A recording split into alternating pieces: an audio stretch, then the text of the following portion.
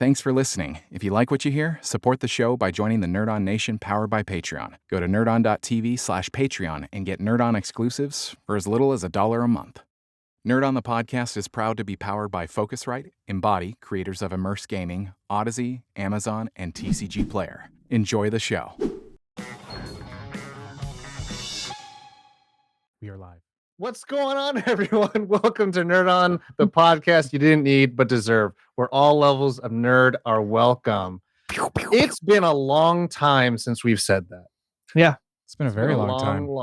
It's been a long. I need to point out, because Tom, you were going like this with your arms like this, and Corey's above you, and he was going like this. So it kind of looked like you guys were completing like This somehow. is not the first time we've done this. So you have to watch the video version. It was pretty funny. I think one of our first pandemic streams, we had Tom slap me from the bottom screen. It was pretty amazing. It Anyway, felt bad.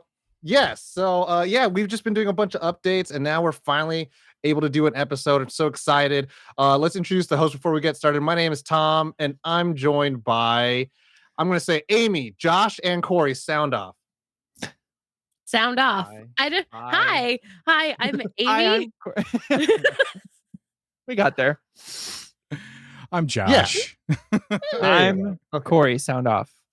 Yes. Be honest, everyone listening and watching, we have flubbed up that like order of like, okay, if Tom opens, then Josh goes I first. think it's because I mean if you're listening or even watching, we put all of our ads at the beginning of the episode, and there used to be like I don't want to say strict, but kind of a strict like, and then we do this, and then we do this, and like ever since we stopped putting it in the episode, it's like no rule. I had come up with like a rotating name list where I was like, and we always Josh, mess it up. Caitlin, Tom, Corey, and I was We like, if always Tom, mess it up. then it's Tom, Josh, Caitlin, Corey, and then Caitlin just. But without I boring secretly everyone, did it we'll get so that I was always last. without boring There was a everyone plan. About the nitty gritty of how to make a show. We're here to talk about, you saw the title, you saw the thumbnail, everything everywhere all at once. Finally, we're actually getting a chance to talk about the it. brand deep dive, new movie. give you guys, yes, give So you new, guys so all of our fresh. thoughts, all of our reads. But first, before we jump in, make sure that we dedicate the episode to a very beautiful nerd, a patron of the show. I'm going to go ahead and dedicate this to Constructed Criticism, who's part of the Nerd Force Fire. Hey. Spencer. Thank you so much. You are beautiful everywhere, everything, all at once, all the time, every universe. Oh, wow. Hey. Nicer than anything he's ever said to me. Yeah, I know, right? So yeah, we're gonna go straight into it. We're gonna go straight through the rondelay. If you don't know the film, it's directed by the Daniels, who gave us Swiss Army Man, films of the such. And the cast. It's from Michelle Yeoh, Stephanie Sue, Ki Kwan, James Hong, Jamie Lee Curtis. It's got all the accolades. It won Best Picture, Best Actor, so many more things. It made like $143 million in the box office with only a $25 million budget. It's from A24. I cried, you cried, everyone cried. I don't know what else more we want to go through. You guys know about this movie. This isn't breaking news. This isn't the first time you heard about it. But this will be your first time hearing about it from us and our thoughts. So with that, I'm done taking the show. Who wants to go ahead and talk about their initial reactions to the film, like how it was when you first saw it? I'll go. Amy, Are Josh? we nose going? Yes, I'll go. Josh. Are we nose going? What are we doing? I will What? go. So this was 2022, and the theater experience was still like the post. I mean, at that time, we were like, "Hey, everybody, the pandemic's still going, but you can start going out into the world a little bit and seeing movies and whatnot." And there was like, I think Bonnie and I were the only ones in the theater for this, and so I have two experiences of it. The first one is seeing it in the theater, and it was such a creative experience of seeing it's. We'll talk about it in a little bit, but like the specifics and everything. But it's such a beautiful movie, back to front. Bonnie and I, when we were walking away after seeing the movie, we were almost speechless. We just kept saying, and we were walking to like a restaurant. We kept saying, "Wow, wow, wow, wow," and like I cried. I cried when I first saw it, and then watching it again, I cried again, and like for different reasons. Which was anyway. It's such a good movie. Anyway, next person. Next Corey, person. Amy. Amy, go ahead. Yay, it's me. So definitely my like leading up to this film. Of course, we had like the little snippets going on, so you could kind of see it online. I fell in love with it. I love Michelle Yeoh. I don't care. I didn't come literally coming into it. The synopsis was I don't care. what was it like? No, it wasn't. I don't care, but it was. I think it was like woman does her taxes or something like that. Woman tries to do her taxes. 55-year-old Chinese woman tries to finish her taxes. Yeah, and I was just like, I don't. That was This the is that was beautiful. the synopsis. That was it. And that was it. And I had the wonderful blessing of being able to partner with my partner, and we got to see it in IMAX for a press screening. And let me tell you, first off, I usually don't do well in IMAX theaters because I have motion sickness, but whew, like it every Mm. literally everywhere. It was everywhere and it was everything. Much like Josh, I was gobsmacked. Usually I just come across with a lot of like random sounds and faces, which would be great in a non-audio only format. But I'm working on being more like precise. I was moved in so many places and in so many different aspects that I could not initially pinpoint them. Um, and literally walking out of the theater, I was lucky enough to have somebody because they had this brand new coming soon, like crazy poster, and I'll have to find a picture of it right now. It's socked away, but it literally says coming soon, and each of the corners is like a plug. Wink, the DJ plug, but it has everybody, and it's very like it's so gorgeous. I was able to walk out of there with a it's only for marketing poster. And So awesome. yeah, it lives in my house. And not only in my heart. So yeah, Oh, I'm yeah. really excited to talk more in depth about this too. So I'm trying to like keep a little bits in. It's together. hard. This It's is just difficult. introduction. Yes. Mine I actually know. leads into Tom, so I'm gonna go before him. There you go. So let me tell you the story. Trailer drops for this movie. Day one, I'm hyped. Beautiful trailer. Well done. Whoever cut that thing, really well done. I send it to Tom, and I'm like, dude, check this out. And I think Tom was just at a point in his life where he was kind of disenchanted with film as a whole. I don't remember what his exact quote is, I remember this. but it was along the lines of, "Man, we'll see." What?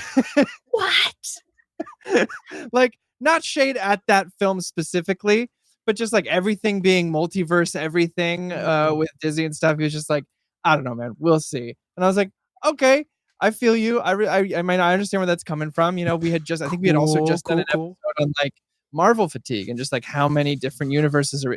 Anyway, then the movie comes out. I could not go to see it in theaters because I had just had a bebe, little Juniper. And I think we were still in the 2 hours at a time sleep cycle. So there was no way I was going to go see a movie. And Tom went and saw it. And months and months and months and months later, after he had seen it, and I won't ruin his experience with it, we finally had a night where we watched it here. And instead of renting it, I bought it because I was like, I'm in on this 100%. And I think my first words is with my wife Dana and Tom. They go, "What'd you think?" And I said, "That might be the best movie I've ever seen, at least in the last 10 to 15 years." Like definitive. Like it was just, it hit so many check marks, and we'll go into that later. But that was my first viewing experience. And I think I've watched it like 4 or 5 times since. So, so I'll go with mine, and absolutely Corey. I think Corey, like the first time he sent to me, and there was another time because I don't think I checked it out. Yeah, like maybe when he not. sent it to me, and then when I went over to his place and then we watched it. Like he was like, I gotta show it to you. I was like, sure, man. Like, and I think I was going through a really You're tough time. right. I think I was You're just right.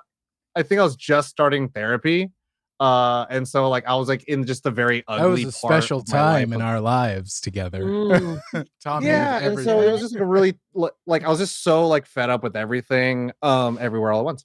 But no, so I just did not care. I did not care. And then also at work on a Wednesday, um, I saw a thing on Twitter. It's never gonna be called X. It's always gonna be called Twitter. Eat me. Mhm. And Man, love it was it. just like I saw someone who I know who's in the industry, and they're like, "Hey, there are still screenings to Universal City Walk, aka Christopher Nolan's favorite theater, Shout and out. to go check out an IMAX screening of Everything Everywhere All at Once." And like, and Finn Wolfhard will be moderating a Q&A with the producer and Ki Kwan.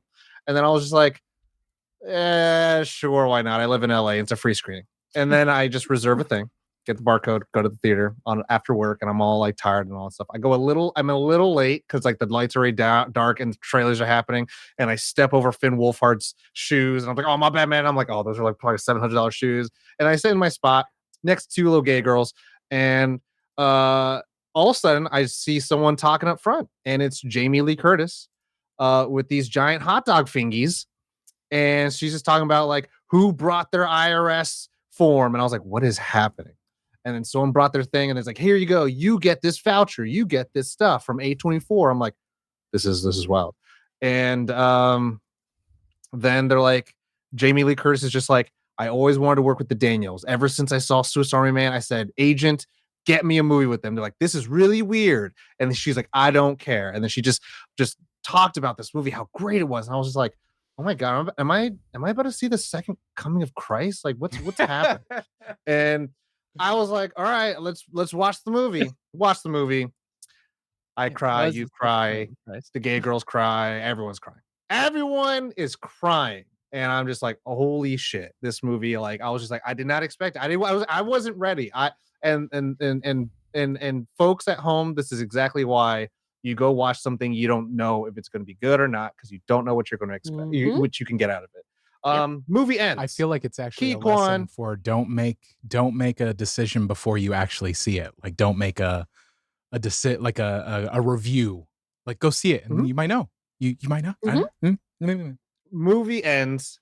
Finn Wolfhard walks down. Ki Kwan, producer, right there, and they're talking. Ki Kwan's like, "Hey, Goonies, Stranger Things," and then they're talking about like the love of the movie and how Ki Kwan was like, "I left America because I didn't feel like there was a lot of movies for me." And then the Daniels were like, "Hey, let's do this thing." He's like, "I've been making a career in China as a fight director or action director," and I was like, "Okay, cool." And then all of a sudden they're like, "Hey, we really wish Michelle Yeoh could have been here because she had posted on social media that she had caught COVID weeks prior," and so it was like, "Oh, this is not a good time." And they're like, actually, we lied. She's here. And she's like, that post was like 3 weeks ago. And she shows up. I'm crying. You're crying. Gay couples are crying. Everyone's crying. Everybody's and cuddling. It's everyone's Mhm. crying. And then she literally just says, "This is why we come to the movies." And I was like, Nicole Kidman, you Mhm. wish. But like, I was also just about to that's our say. I was just about to say, eat your heart out, Nicole Kidman. but like no, she's just there, and I'm just like she like walks through the crowd, and is everyone kind of like Lisa Nagaib, like it's kind of crazy. And but like she just says like, this is why we tell stories, to be moved, to come together and see things that we never thought we would have saw. And yeah, like everyone had a Q&A and asked her questions on stuff, and she talked about like kung fu this and storytelling and all that stuff. But that's as much as I'm going to tell you about the viewing experience I had. My initial reactions, oh my goodness. Yeah, I think it's definitely in the top 5 for me for all time in my life. I think it definitely is going to rotate between number 1, number 2. Because yeah, it became my personality for a while, and I'm still a pretty obnoxious about it. And it's one of those like I'm still gonna be like, we want it all, and that movie just did to so this much. day. To this day, and then also like it won all these awards, and so yeah, it was a big deal, especially because like I feel like this movie did things that we'll talk about later that no one movie really has the courage to do, and I think that's a really important part of the this whole conversation. But with that, for everyone, now I guess we can kind of go into it and just I do want to gush. like a really quick before we go into this. The interesting thing about this conversation, I think, is interesting. I remember when this movie came out, and it was such the dichotomy of people's opinions of this movie. Like, I had just seen it, and I wasn't really paying attention to social media because it was an A24 movie, so not a lot of people were posting about it anyway. So, but some people were posting like, "I don't get this movie. What the fuck? What the blah blah blah blah blah." And I just had come out of it, and I was like, "That is one of the best movies I have ever seen in my life." And I was like, "Oh my god!" It was one of those experiences. We've talked about this on the show, where it's like the beautiful things about movies, TV shows, video games, all that thing is that there's an audience for everything, and we're all everywhere all at once. So it was such an interesting experience of like being such a lover of this movie, and like so many people just being like, fuck this movie, or like, oh, this movie is so good. It wasn't in the middle. It was either this movie is one of the best things I've ever seen, or I didn't get it. I don't get it. I had a couple of people who were like, I get it, but blah ba doo ba da ba, or they're like, oh yeah, and then I won't say names, but some people were like, no one gives a shit about Asian people going through the multiverse, and I was like, shut your bitch ass up. And but like, people are awesome. You know, I keep hearing what you're saying. You're like, I heard that they get it, but they just kept saying, I don't get it. Is all you said just now. Yeah. I don't get it. That's all I heard. But then also, there was and I think for sure I saw a lot more people of everyone who was like, Asian people, this is our time. It wasn't Crazy Rich Asians. This is the one. This is our Black Panther. And I was like, this is the one that we all go to the theaters for. This is the one that we all do the things for. And yeah, take it to the moon, baby. But yeah, no, it's I don't know. I think there's definitely, I feel like, still waves of it afterwards, because I think afterwards there was Minari, and then there was Beef, and so a lot of people were kind of like this, you know, and Parasite kind of had this, and so there's this rise of just like Asian cinema, or cinema that features these Asian characters and leads, and not necessarily having to be like super about the Asian experience, but just about the American experience, or about like these touchstones that we're not really talking about, you know, our the effects human of generation. Yeah, like, and I like, yeah. I also, we don't have to have a whole deep dive on this because it's not that kind of podcast. We also have to remember that this came out, or was at least announced, a year and a half after there was a huge surge in hate crimes against Asian people. Very true. As all of these shows, and I feel like that is a domino effect of that. And so I think it came out at a very important time as well. And I you know, to Corey's point of how like I was just like, oh, we'll see. I remember, I think I texted, one of our mutual friends, and I said, I think this movie is the IOU from the universe of all the shitty movies I've seen in the last like 3 years, and all like, For you this movie just has some optimism that like, and positivity and healing in here that like, on an insane, unprecedented level, that like, it's one of those, this had no right to be that good, as well as like as thoughtful and impactful, and like you can go nitty gritty about being like, but the science of the whatever, right? Like that's not the story. Well, the story is this. Yeah, I think, you know, did I feel vindicated when Tom said that? Yes, of course. Was it a personal attack? Absolutely. What I was actually going to say is that, to Tom's point, I think one of the first things we talked about afterwards is that I have seen in my entire life movies try to do a quarter of what this film was trying to do and get half as far with it. So like concepts, ideas, genres, there was hundreds within this movie that were carried across the goal. And I've seen movies try to do one or two of those things and not quite stick the landing the way this did.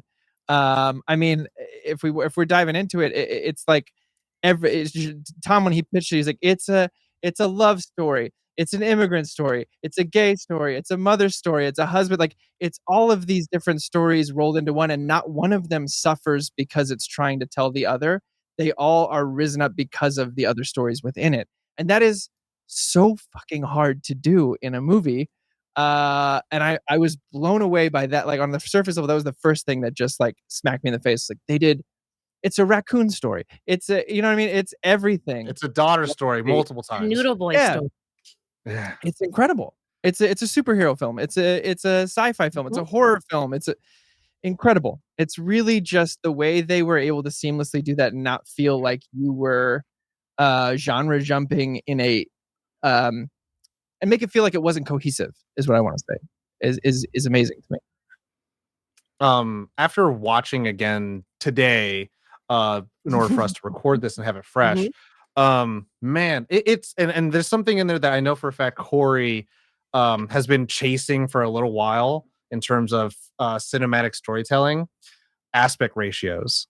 It changes aspect ratios in such a meaningful way where it doesn't feel like, I remember, and no shame, I remember Dark Knight Rises and being like, look at this crazy fight set. And he kicks Bane. It's like, now we're not in IMAX. Like, it's so jarring when that happens. And it's like, look, again, no shame for anyone doing those things. But man, the way that it's like, cool, we're going to see Evelyn spinning a sign in full frame. And then we're going to go into a fight scene and it's super widescreen. And then we're going to go into the laundromat and then we're in cinematic. It's like, they do it. And then also they like when Alpha Wayman first eats that lipstick, chapstick, the bars come down and you see it happening to the frame. And that is the level of, like, when, you know, if you're watching very passively, you may not see it, or it may jump out to you later on when you're like, you know, watching everything. And I'm like, oh, I see it. Like, the very first shot is insane. And a lot of people still don't understand the it's so good minute. Yeah. Well, it's like the amount of time you have is so precious in your first few minutes to set the tone of your movie in writing it, and people just kind of squander it. They just let's do an action set piece that'll set the tone. It's like, how about you say something very visually very quick? And the movie starts out with this dark room and a little makeup mirror, and then you see the family doing some kind of karaoke, singing happy. It's a dark room, and we're slowly pushing into it. You can see that all these things around this little frame that surrounds a family surround them, but it's not the thing that you're focused on. It's this talking of this story of like how we view each other, how we view family, how they view themselves, and then we get a knock, and then it turns to daytime, and our perspective, like, this is all visually telling you those things, like, without it being like, did you get that? Where it's like, when you get to the point in the movie where like we're gonna have to start jamming a lot of exposition, a lot of things happening, you're like, my brain is primed already to see that. You know, like, that's, I think, what people don't realize is the subliminal, subtextual messaging that happens in this visual medium, because I think so many people are just so obsessed with like, did that make me laugh? No. Well, it's like, how quickly we're very sophisticated, and writing is becoming more and more sophisticated, but can we articulate those things and extrapolate meaning is insane. And so, like, playing with exactly what I was saying, playing with the genre, playing with the frame aspect ratio is it's insane. Well, I mean, to build on what you just said, I've said on this show many times that I appreciate when filmmakers use the visual medium in a creative way, where it's not just like transition to next scene, this happens, and it's just like this molding together of like that first scene is one of my favorite scene transitions probably ever. And it's just like when the mirror moves and then the scene continues, it's just like, oh my God. And just like as the movie continues, there's so many, I call them editing experiences, but that's kind of what they are. There's things that are happening that you're like, oh, sweet suffering Jeebus, that editor. Wow. Good on you, man. like wow. The frame cuts, there are cut like the montage of multiverses are just like, Mm. oh, Good job, Paul Rogers. the oh gosh, I it's just such a visual movie, and it's but on top of that, like we've said so many times in this show of like the movie has feeling. It has Mhm. something to tell, and like I've always said that you need to see a movie twice to be able to, for me anyway, to talk on this show about something. I need to see it twice. First time is just the experience of it, and the second one is like the actual like kind of nitpicking. For this, it was like we weren't planning an episode of this, so I was just there to see a movie. And then watching it, preparing for this episode, I cried more because Mhm. there were so many things I was picking up, and I'm a different person now than I was even 2 years ago. And I'm Mhm. like, the emotional experience that I'm having now, I'm like, the idea of there's this thing that I've been accepting for myself, and they present it in this movie. It's like the radical acceptance of self, even with Mm. your flaws, and you're fat, or you whatever, or you these things that you want to be good at, you're not. And it's like these things of just like accepting who you are, where you are, and what life looks like is, it's so meaningful to me. And it's just like, wow, that is, and like Yeah. the saying that things don't matter, it's like that's not like it's not a shitty thing to say. It's like sometimes, the only thing that's the end of the world is the end of the world. Mhm.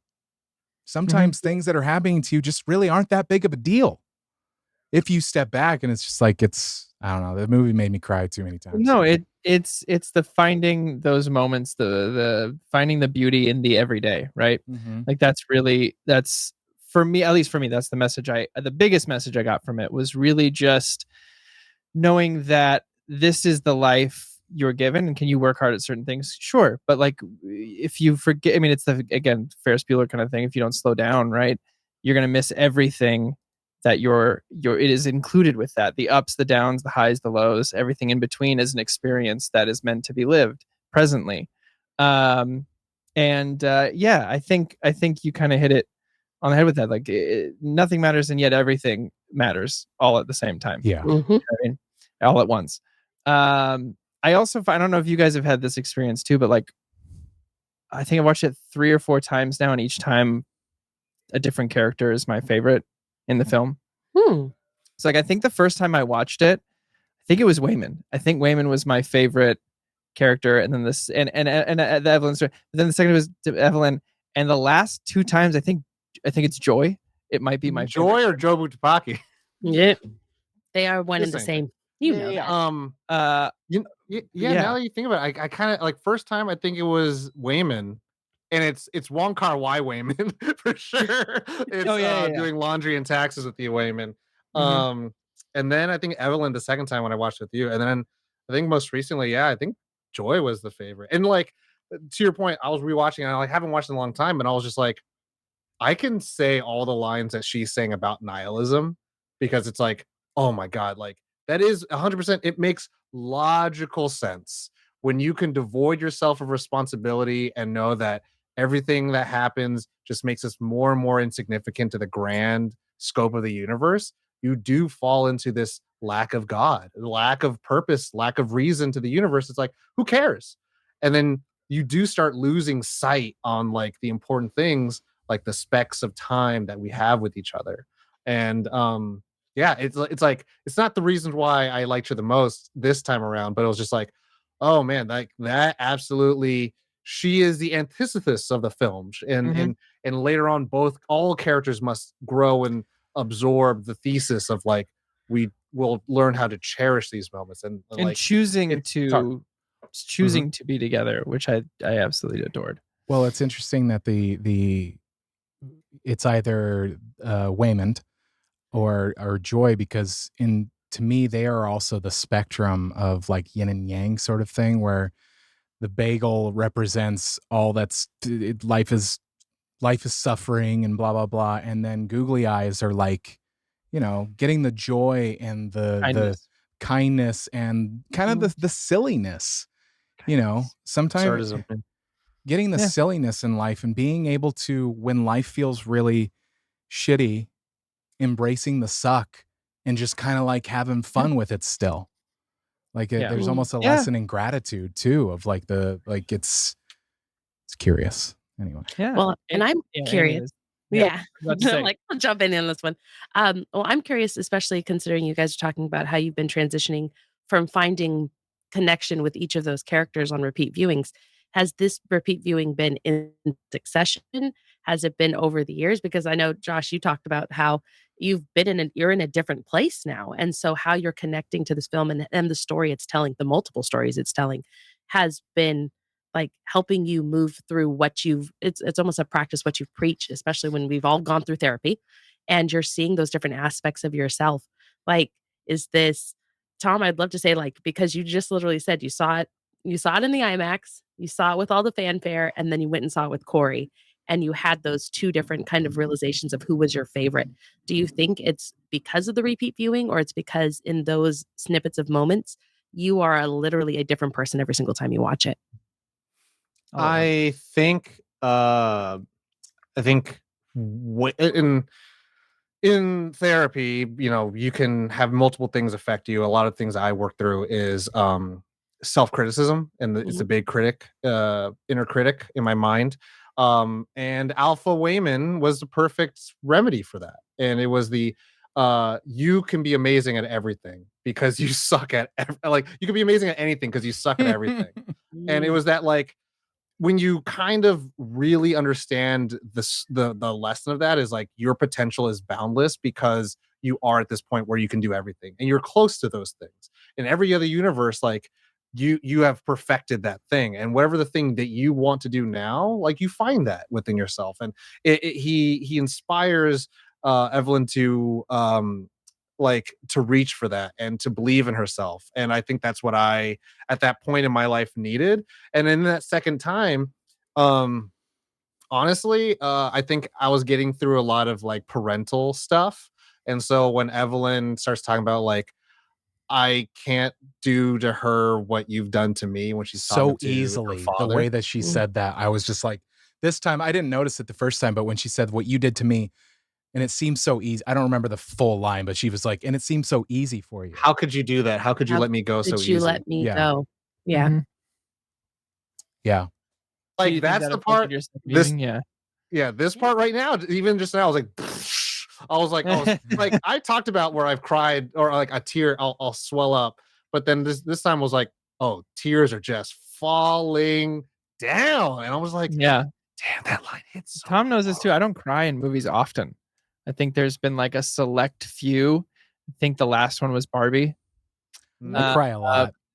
This is I mean, hey, I cry when it no moves me, shade. and it's movies. No shade. But like, yeah, that makes a lot of sense though, Tom. That's exactly where you're going. I think it's a mix of both. I think any art you intake is definitely reflected upon where you are in life at that moment, right? Because it's the lens you have to view it through. But I also just think that I think they balanced just so much so well that every time you're picking up something new and something unique, and not even just the writing director, but the actors themselves, like, made some just phenomenal choices. No one is showing up short for this film in any sort of way when it comes to what they delivered. And I think for that reason alone, it's easy to latch on to another character each time because you're like, oh man, I didn't notice that he did that, or I didn't notice that she chose this, or I don't, it's really a wonderful thing that they've all kind of created in that way. And I mean, these last two, because the first two were pretty rapid. I think I've just watched them spaced out pretty evenly. And then the last two have been Joy is my favorite though. So I don't know what that says. I'm here for the chaos. Amy, Yeah. we've prattled on. I want to hear Amy. We don't get to hear from you so often on our proper podcast show. That's what I was trying to No. get to before. The last time we were here, I talked about Laura Olympus aggressively. And really aggressively. It's called passionately. It's still aggressive. Hey, there's the cuteness aggression. You're Sure. things are cute. You want to crush it. I have almost bit my daughter a couple times.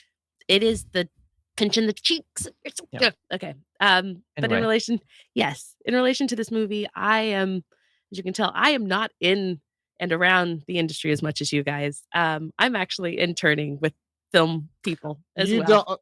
You're a So you're even though we don't I'm a record full-time full intern. time, you are full time here. I'm Like a Yeah. there is full-time no intern. intern program. You Well, you Yeah. you're guys you're you're you're you're as all levels of nerd are are welcome. welcome. Yes, that's There are no Yeah. intern nerds. there are no intern. I mean, Juniper could be an intern nerd. She's working on it. She's She is. gonna She like has her own magic hit cards one. already, so There you That's go. just an age limit. That's why. Hey, the other day I gave her a No. stack and she played it planes first, and I said, "I'm so proud of you." Yes, there we go. All right, Amy, stop avoiding it. Tell us what your Okay. thoughts were. Um, really, and I'm gonna try not to cry because much like Josh, I like me some good tears, and therapy has helped. This film, I'm gonna sound like I'm echoing you guys, but really, it is the amalgam of so much heart and consideration. This team like leaves it on the table, not only like for us to see, but us to experience. And with the intertwining stories, like again, I've seen this 7 or 8 times, and every single time I find new moments, and I've never solely gravitated towards one particular character because I have become of the mindset when I go into movies that I'm there to partake with the community, which is why theaters are so important and going to the movies are so important. But that experience for me, especially in this film, is knowing that I see myself in Evelyn. I see myself in Waymond in all of his variations. I see myself in Joy and Jobotpaki and Gong Gong. Like I can see, I loved him. Sorry, I could see all of those minute aspects of moments where. Like I watched it today and I started crying literally when Gong Gong's like, you have to do it. It's protocol. I don't want to lose any more loved ones. And I'm To the just like, darkness. it's the darkness. It's the this is the only chance we have. It's the trolley problem. It's the I will sacrifice my one to save the rest of the universe. And then you have Evelyn, who is not just, she feels she is aimless, and yet she is still continuing, even in that first meetup with Jamie Lee Curtis, where she's like, you're a teacher, you're a water massage person, you're Singer. a singer, because she All is, connected. because she always was. And the Daniels take this opportunity to just crack it open and remind you that even if you feel aimless, you are actually doing what you've always supposed to be doing. I'm not a Jane of all trades for no reason. Mhm. Like that was something that so resonated with me. But then this viewing, much like Tom, I went through and watched it literally again in like 15, 20 minutes before we got on. I was sobbing at all of these other intricate moments because I am the mom of a teenage girl of all things. And the first viewing that I saw it, I remember we were moving I through ain't that, ready. but don't be, you'll never be ready. You Ain't can read ready. all the books, you can watch all the movies, you can have your like you can sit down, are you there? God, it's me, Margaret, Freaky Friday. Like you can do whatever you feel like you need to find that connecting points, and you will never be ready. And that is the brilliant part of this movie because it reminds you you don't have to be ready, you just have to be there. And Oh, it's if ooh. there is nothing else. There is nothing else in the world when we choose family and we choose the ones that see us and accept us right exactly where we are. Just being there is enough. And when she decides at that moment, because hey, spoilers, we're going to be talking about it, whatever, where Joy tells her, Mom, just let me go. Let me go. You see the heartbreak. You see how much it has been just weighing on her to finally have her feet underneath her enough to say, Mom, I can't do it. I can't do this anymore. We're hurting each other. Please just give me that chance. I'm just so Let tired. go. I'm so tired. And how many times as us as just kids, period, let's flop this back, have said that to our parents, who have had the balls to say that to our parents. Like, I'm just tired. And it's not like, Never. oh, I'm just tired. Exactly. Because I haven't said it to my It, parents and meant no, it in it's the same sting. No, I It's just moved it, to New York instead at 18. exactly. and Peace. I just had a kid. Like, what do you say Mhm. with that existential dread? And especially when we talk about the trauma and the generation responses to this and how it's breaking those generational curses and working through that generational drama. trauma, not just drama. It's trauma. She gets to that The reason point they that goes, rhyme. I really wish they didn't.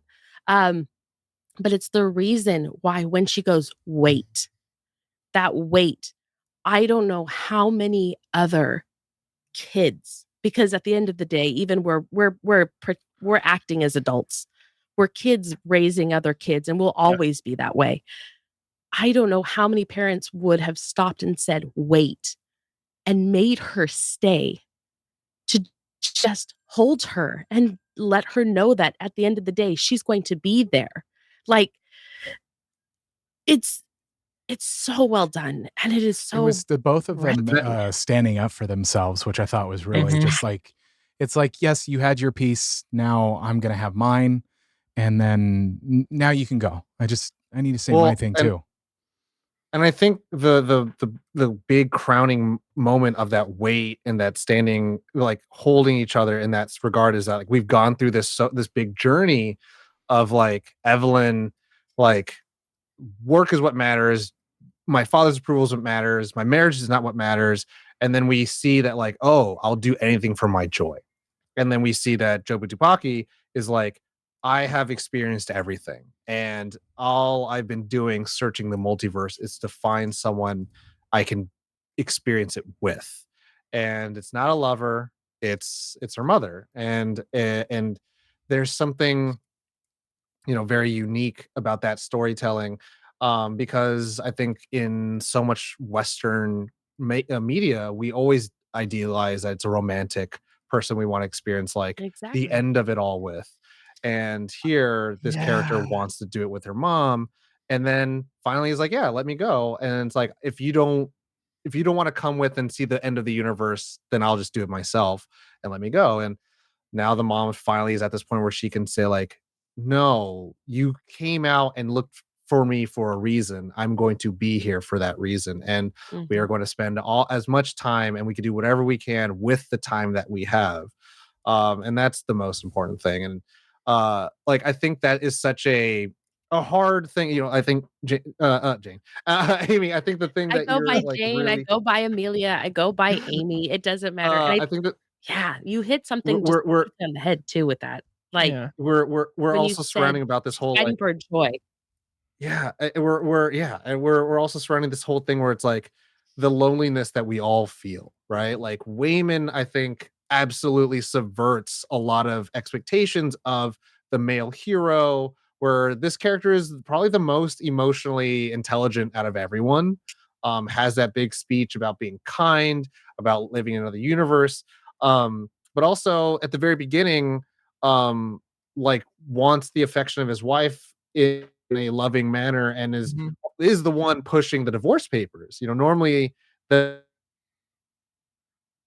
a very stoic man who can't get out of his work, and the woman who's pining for her husband. And this time he's like, I'm not doing this because I'm pining for you. I'm doing this because I think it's going to be better for you. And that's a Mhm. crazy subversion of that regard. And even then he knows when to step back, because he's like, hey, Evelyn, I think you said too much, that goes too far. And then he knows when to like, cool, this isn't about me now. And there's so much to go over, just like every single character in that regard.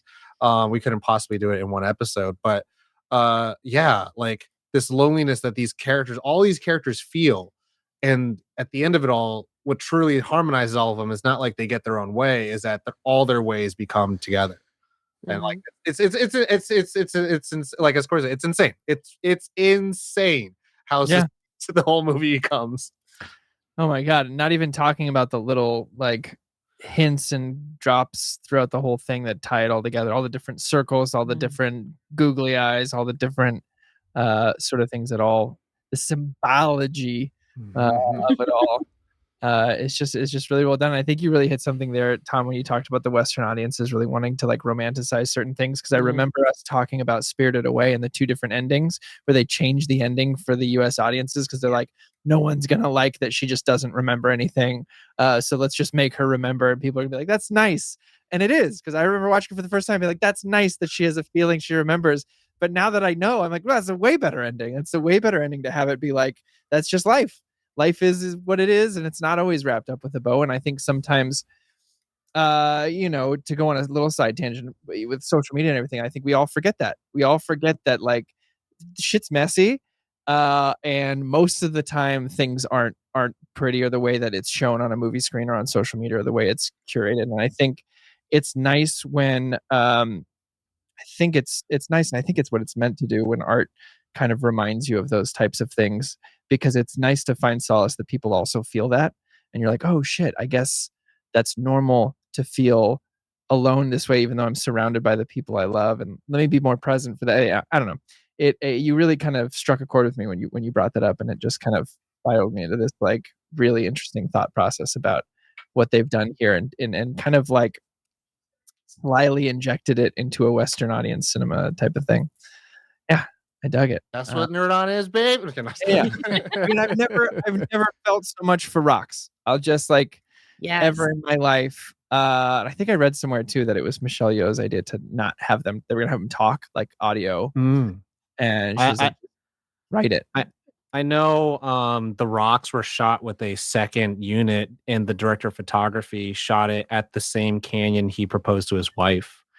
Because he was in the theater audience, and he said, they're like, could you say anything about the movie? He's like, this? Rocks. And then everyone's like, oh, that was huge. That was huge. Yeah.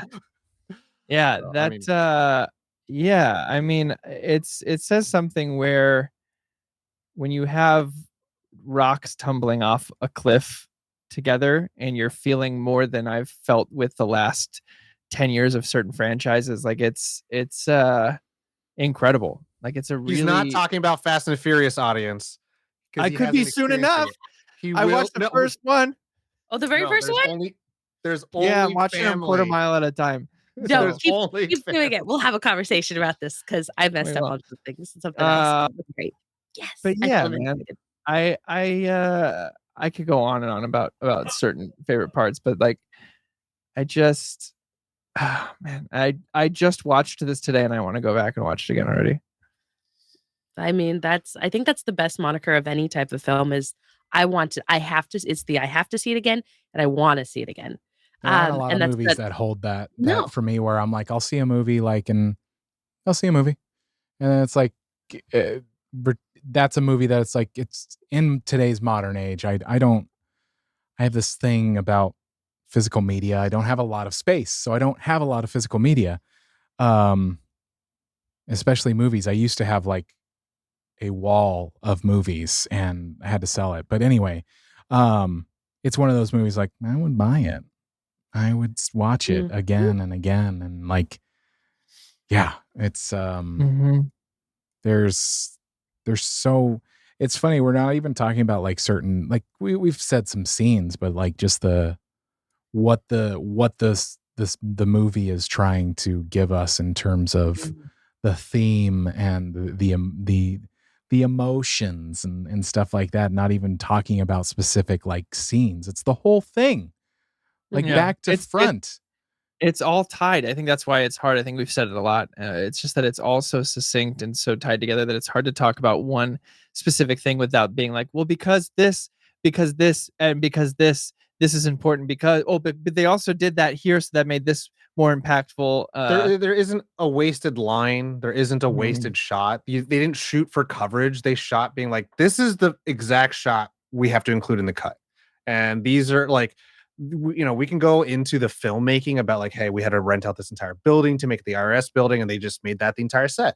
And we could talk about all the different techniques and all that stuff, but like within the context of the frame itself, right? Within like the diegeses of the film, it's just like we understand where every character is coming into, and like even like you could make the most like biggest like stretch of being like even Becky the girlfriend is like a wasted character, but every time she's on screen it's like the most charming thing because she's there and she kind of also is like enchanted by what's happening with the entire family. The and end we're also like where she goes, you got to grow out your hair. It's like, I think we've laughed off screen and off mic where we've talked about like, when you make fun of somebody, that's how you show them you love them. Or like, it's kind of like the way that people that are close come together. And it's like, it was like that acceptance in the moment of like, and when the grandfather was realizing what she had just said, it was just like I get all like my heart just feels so good about like just like the realization of like what was happening then, and just No, and then yeah, sorry.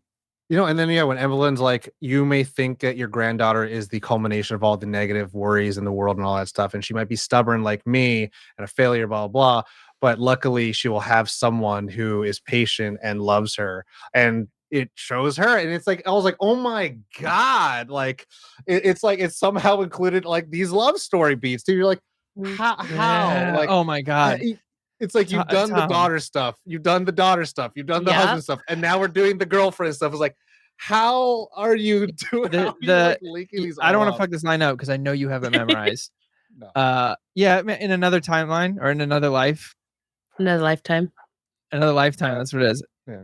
Go ahead, say it because I need No, to. Hear I mean, it. I would love to just do laundry and taxes with you. Yeah, like that, like that. That is my Roman. Shut Empire. up. Like, I've been thinking about that, and like I dressed up as Wayman for Halloween, right? Yeah. And I think about that all the time, and I'm just like, bro, like, and that's the thing too, where it's like, Also, them using Michelle Yeoh's like, her career actual on life, stuff. but like, Yes. the writing in this film is insane because it feels so simple.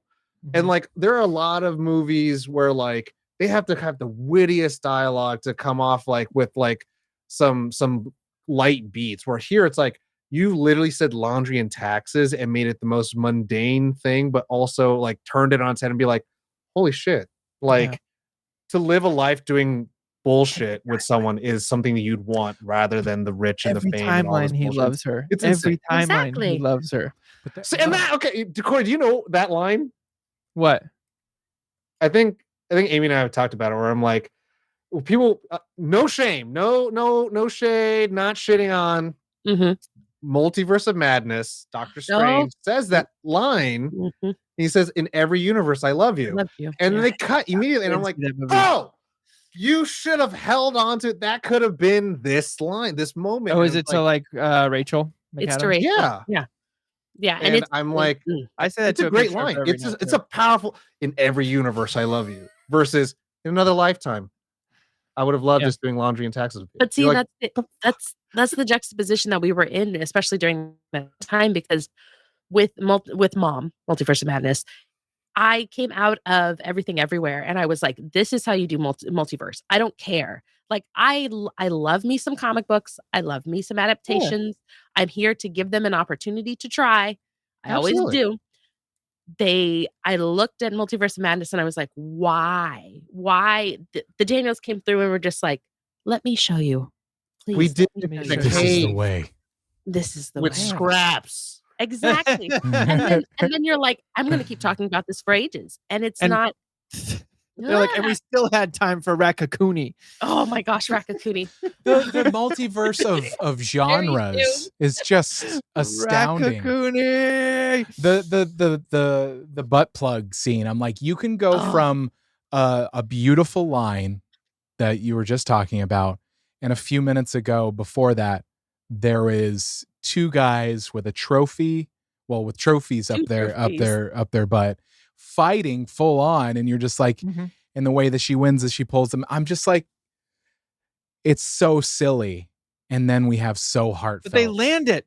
That's the thing. Yes. That They could have land just it been like every the time, the literally. most crude. We've seen all those not another movies where they do those similar jokes, and you're just like, that's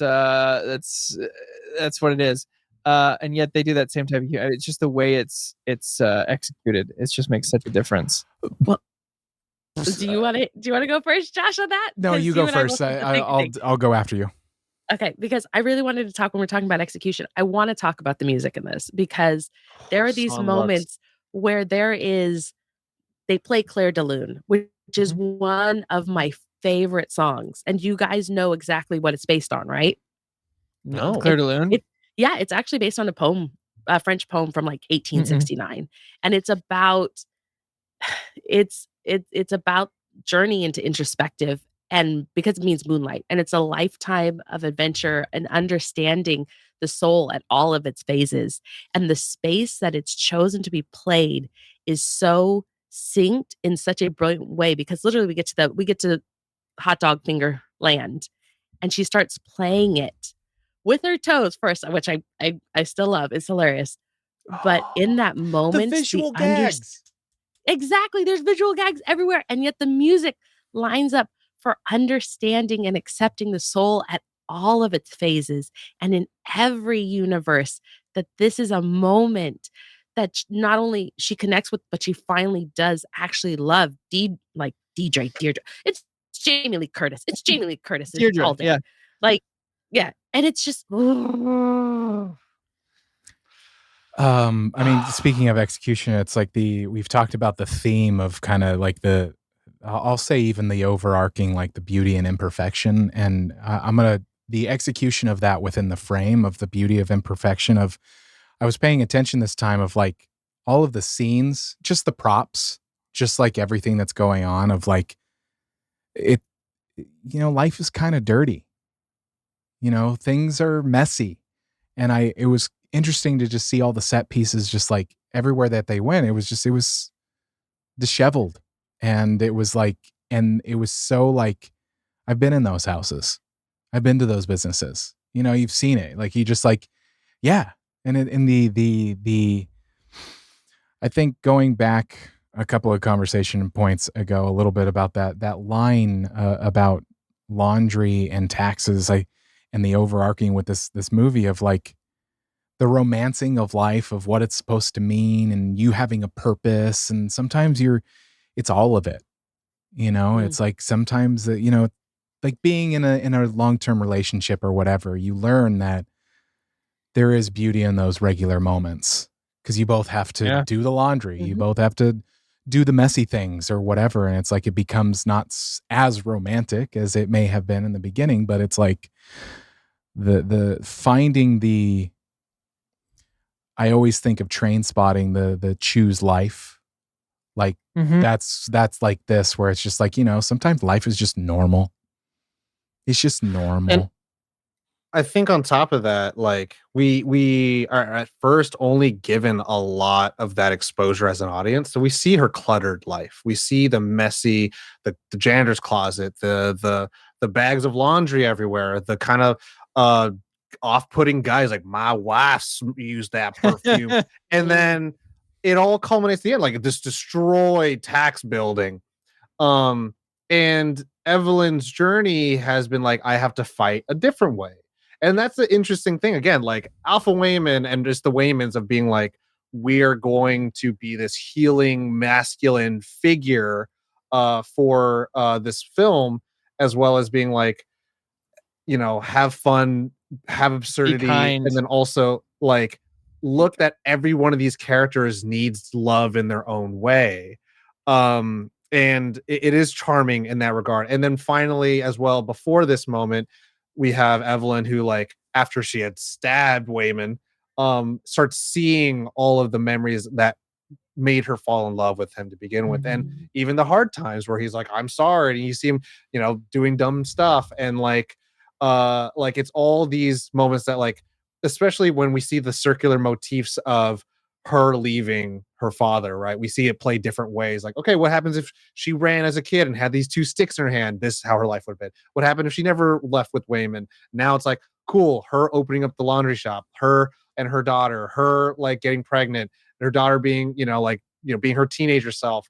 It's seeing all that stuff. And then, like, to Amy's point, the scoring with the montage and the editing, like we've all said, they all visually, cinematically culminate to this like messaging of just like, yes, it's all happening, it's all at once, and we can't get a chance to process it, everywhere. and it feels so tiring, but like, by golly, like that is the life we have, and it is hard to deal with. But man, finding the people that you can live the universe with is like, That you can that deal is with it that is with. Yeah.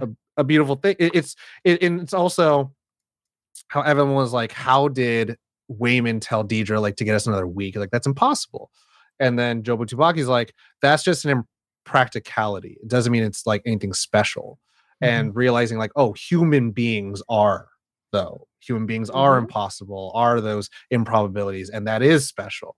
And it is a matter of perspective of where you are. And like if you do experience the universe so much for so long, you can get pretty jaded to it until maybe someone sees it with new eyes, like Evelyn has, and sees like, oh, she's older and she's experiencing the universe for the first time, and for her first time, so she's like, I get it, and I see how hard it is, and so it's just it operates on so many levels and stuff like that. So it's No, a there's fun. there's also that moment for Waymond Alpha. Well, it's not even Alpha Waymond. It's CEO Waymond when I before call he Wong gets Kar Wai women. well, before he gets to that laundry and taxes line, he's talking to Evelyn and explains that he's not naive. That being kind was something he had to learn. It's a Wait, necessity I have to this line survive. pulled up. Oh, I have do the it, line do pulled up. it, do it. Well, it's maybe it's the no, this is the different one, but it's in the same. It's the same. It's the Hit, same. Universe. hit me, Corey.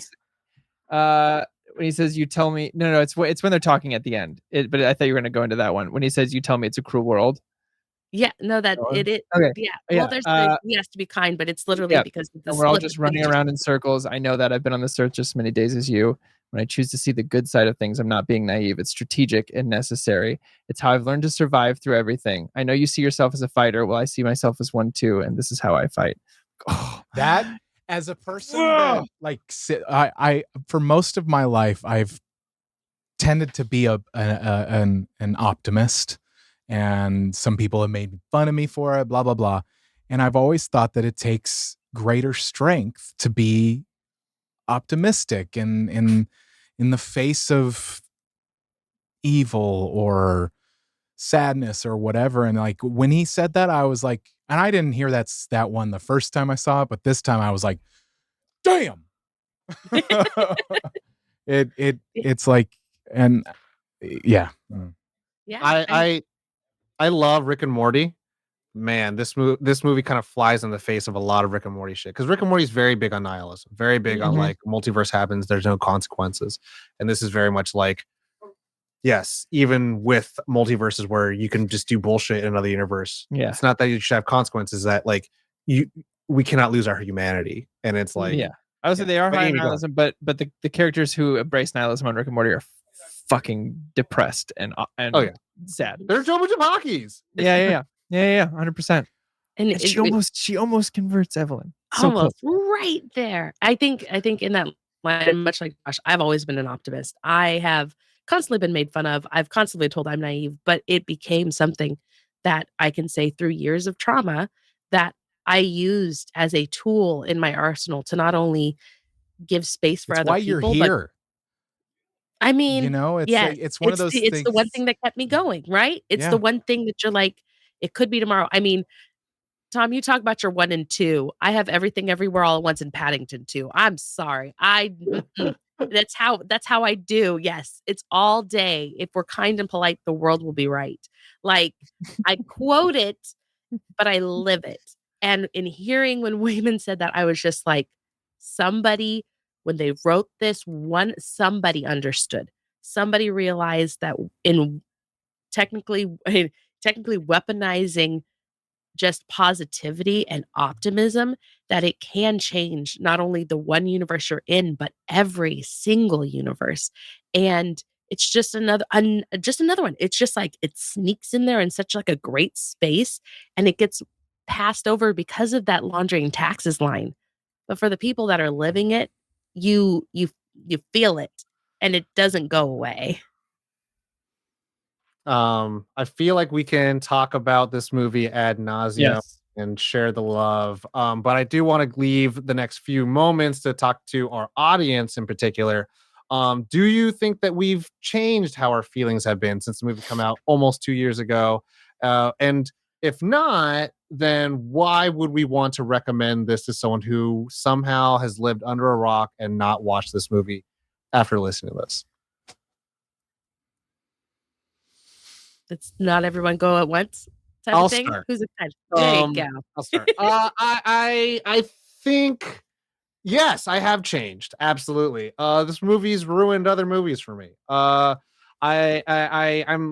tired of watching movies with quadruple the budget to say nothing.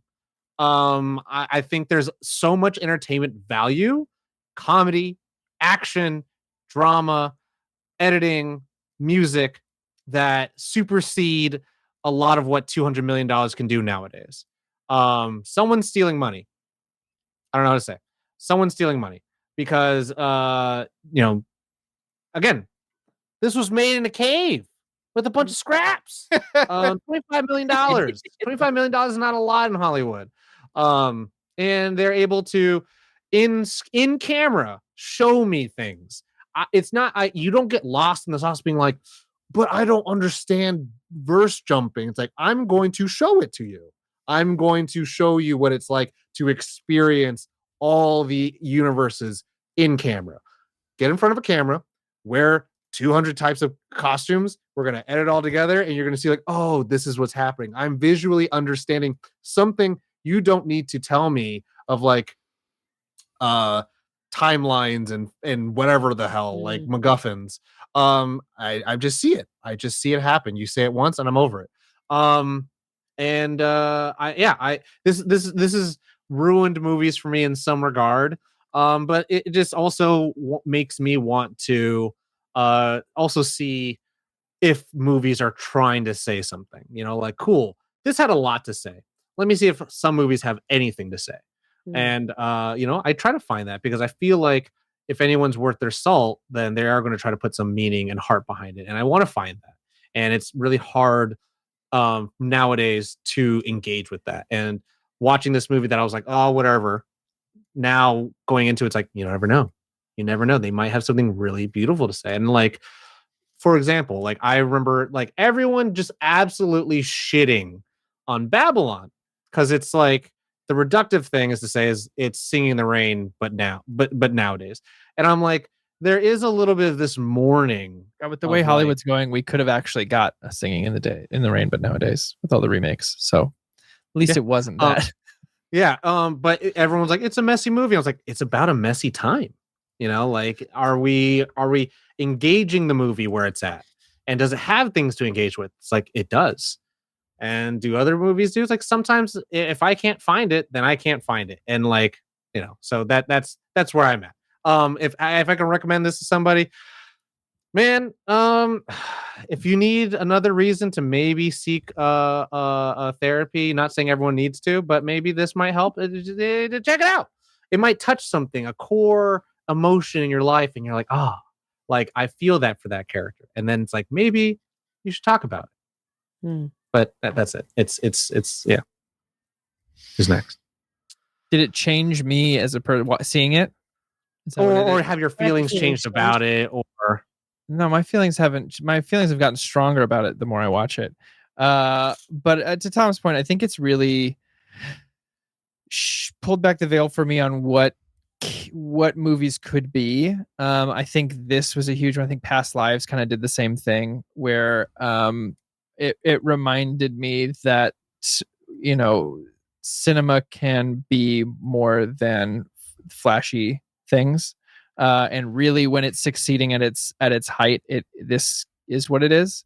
It's something that connects a lot of people to a singular story or feeling or emotion, and is reminded of reflected and reminded of the time we're in, right? Like we're living in the most disconnected age, and so a story about connecting with the people you're around hits really hard right now, and that's what movies should be and can be. And so I think to that extent, yes, this has ruined movies for me in a way, but also in a very beautiful way. I think it's allowed me to be okay with being more critical in that sense. And who would I recommend this to? Anybody who wants to watch good movies. But really, I'm joking, but I also mean that. Like I was saying, we live in the most disconnected time in human history, and I think this movie is important for that reason alone. Whether you love it, you like it, you don't, whatever. I think it's an important thing to watch. Is that Amigo? I could go. Yes. Yeah. Have my feelings changed? Oh, heck no, techno. I think we're all going to be echoing this, that our feelings have not changed. They have only intensified, especially considering not only the length of time, but everything that has changed within our worlds as we continue to watch this film. I could literally spout praise about this thing all day. I think we all could. Like, I remember literally asking people for months on end, "Have you seen Everything Everywhere All at Once? Have you seen Everything Everywhere All at Once?" Because it was so, and it still is so palpable, the excitement, the experience. It doesn't matter if you're on your couch. I watched it on my phone and I was crying all over the place. It was great. Um, Crying everywhere all at once. all at once. I mean, just both my eyes, both my eyes. Um, when it comes to recommendation for this, of course, I can literally everyone should take the opportunity to, even if it's not their bread and butter, to watch this. But really, when it comes to a very personal moment for me, I want parents to see this. I want not just moms. I mean, there's space Teenage for daughters to see this. I I was mean gonna say that I want children, like adult children, to see this, and it hits a lot. it hits a lot of things. I mean, it's literally a movie except for young kids. It is literally anybody can watch this movie and find something not only to connect with, but where they find and recognize themselves in those characters. And when it comes to being a parent, there's so many times that you will feel aimless. You will feel like you are failing. You will watch this movie and there are literally points where finally you're watching it and you're like, "Oh, all that Joy's wanting is to connect." And her mom is just like, she doesn't know how to say it. It's, "You're getting fat." Like, that's, instead of saying, "I see that you're struggling, I want to help you.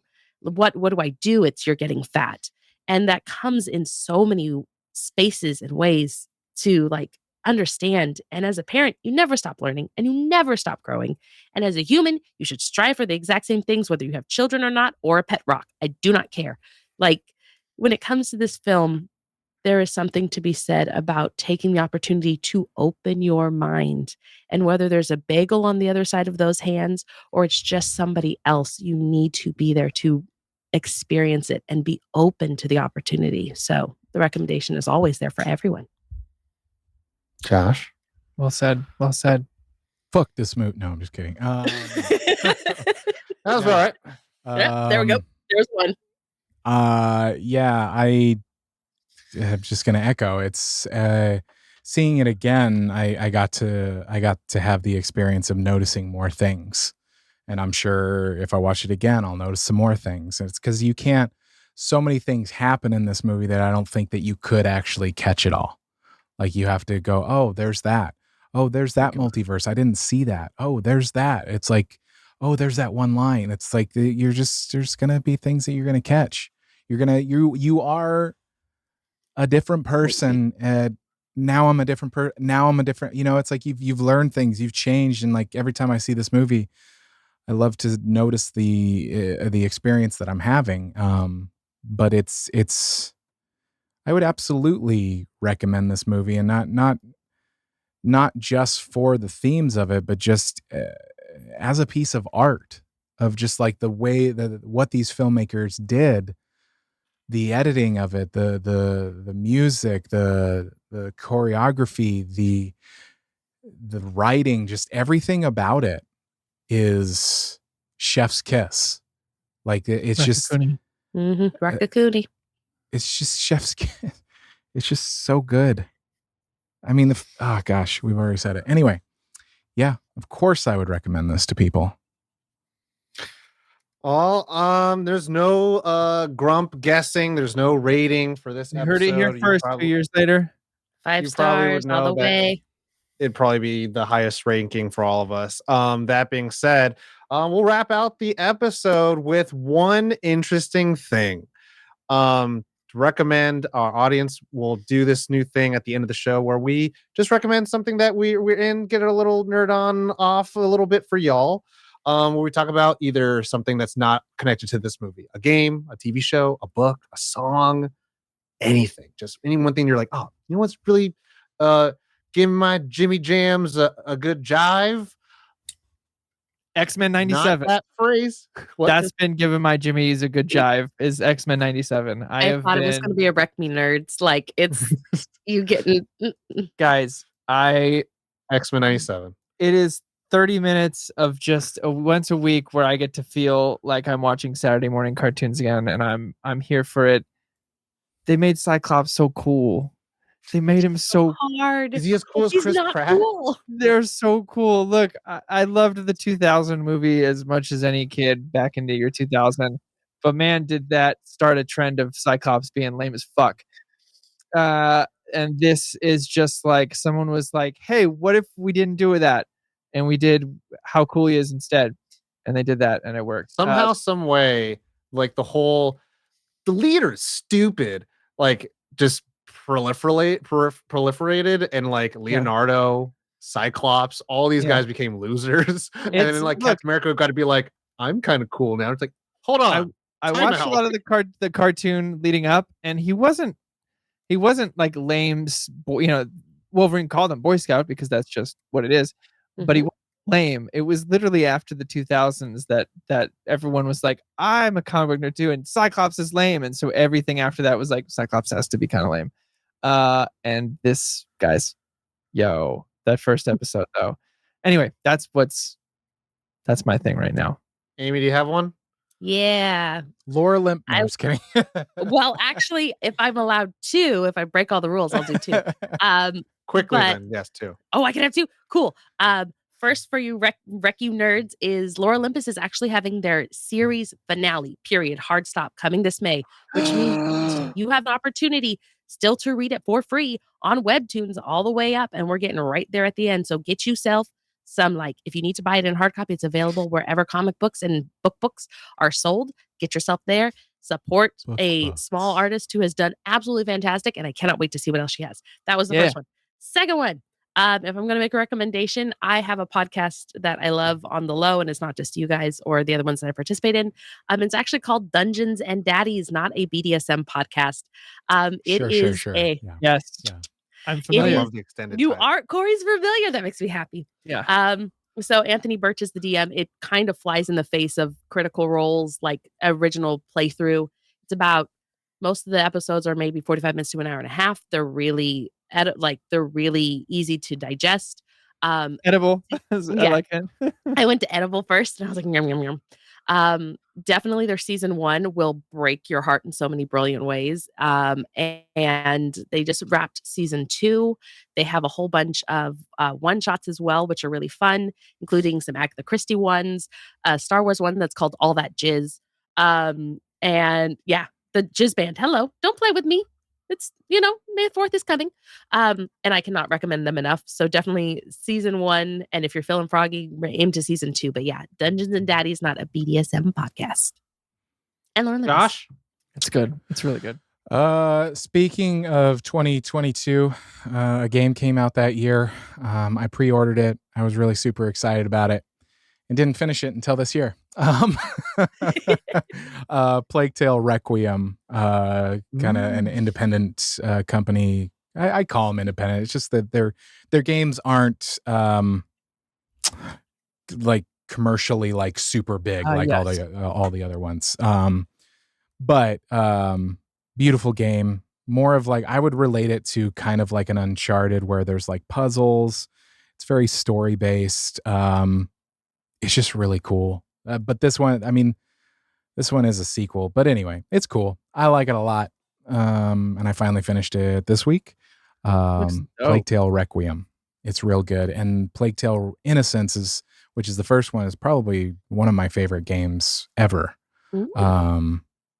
One of the first games that I platinumed because I wanted to. I was like, I'm More so than Horizon Zero Dawn, Josh. Ooh, I'm Horizon Zero finally Dawn. playing Forbidden West, actually. There it is. Anyway, things happen. Life happens, and you're like, oh yeah, my game library. What? For me, I'll recommend an anime. I've been watching this anime at the time of this recording. It's current. It's called Solo Leveling. It is the most contrived storytelling I've ever heard in my entire life, where a world out of nowhere, portals start opening up, and then the rules of an MMORPG happen, where people go to raids. They get assigned rankings of how strong they are as hunters.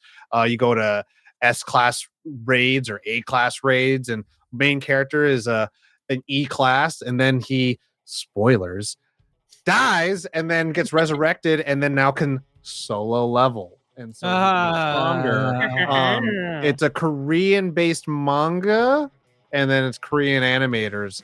But even though it's super contrived, the drama and storytelling of this main character trying to figure out like how to progress and get stronger and like pay for his sick mom is like, oh man, how is he gonna do this? Like it's actually quite interesting. But with all that, those are recommendations. That's the episode. Josh, would you like to do the honors and sing us out for the episode? Of course. Everybody at Sweet home. Caroline. Oh. Okay. One and a two. No, just kidding. Everybody at home, thank you so much for spending some time with us, hanging out. Tell us what you thought about Everything Everywhere All at Once by joining the Discord, nerdon.tv/Discord. There's a channel in there for movies and you can talk about, or Nerd on the Podcast. There are channels for everything. Consider joining the Nerd On Nation, powered by Patreon. It does allow us to keep doing this. Yeah. And you get cool things like the Nerd On Nation got this episode first. Shout out. Shout out. Check out our website, nerdon.tv. It has all of our stuff. We literally have, gosh, I want to say thousands, hundreds of episodes, probably if you added it up, thousands. Hundreds of episodes of Nerd on the Podcast, the update, the Cables Crusaders. There's some side shows. There's all sorts of stuff that's going on the website. Check it out. Check out our YouTube because all of our episodes go to video. But that's it. That's all the business. Take care of yourselves. Be kind. You know the drill. As always, nerd on. Nerd on.